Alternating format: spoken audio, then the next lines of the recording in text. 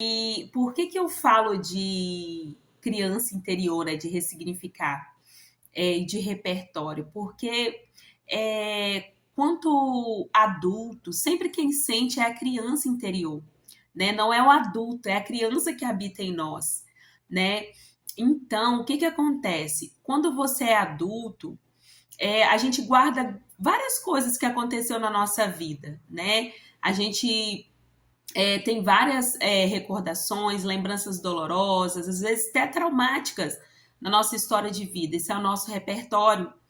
Mas, quanto adulto, existe uma responsabilidade em nós sobre o que nós vamos fazer com aquilo que fizeram com a gente. É o que eu sempre falo, terapia não é lugar de culpar pai e mãe, não é lugar de culpar pessoas.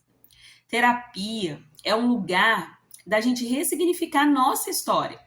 É olhar como adulto, não mais como aquela criança, né, que viveu aquela experiência. Porque enquanto nós não trabalhamos as nossas demandas emocionais, quem dirige a nossa vida é a nossa criança interior, né? Na igreja a gente fala alma. Eu sempre falo com os meus pacientes que na terapia a gente fala criança porque a gente consegue visualizar a nossa criança, né? Então, enquanto nós não trabalhamos essas demandas, quem dirige a nossa vida é a criança interior, né? A gente passa a enxergar a vida com o olhar da criança. Então, quem chora é a criança, quem precisa da validação é a criança, quem precisa da afirmação ali é a criança. Mas quando a gente vai para o processo de análise, a gente vai trabalhar as nossas questões emocionais, a gente vai entendendo que não é o adulto que está sentindo, é a criança. Então, quem é que vai acolher essa criança? Quem é que vai validar essa criança? Quem é que vai pegar na mão dessa criança e ajudar ela a prosseguir na vida adulta? É o próprio adulto, né? Então, a Márcia pegou na mão da Marcinha e levou ela para passear agora nesse aniversário dela.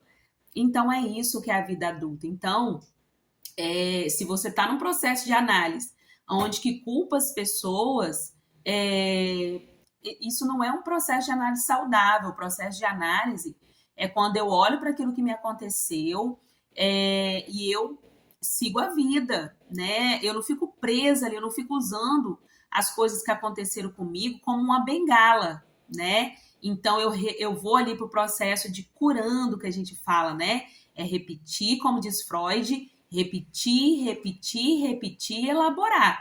Por isso que o processo de análise não é miojo, né? É um processo mais longo, né? Porque às vezes a mente entendeu, mas não consegue dar o passo. Então, existe um processo entre entender e entre colocar em ação também aquilo que você viu no processo de análise.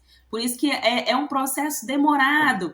E como nós estamos numa geração que tudo tem que ser muito rápido, né? Geração micro-ondas, a gente não tem paciência, né?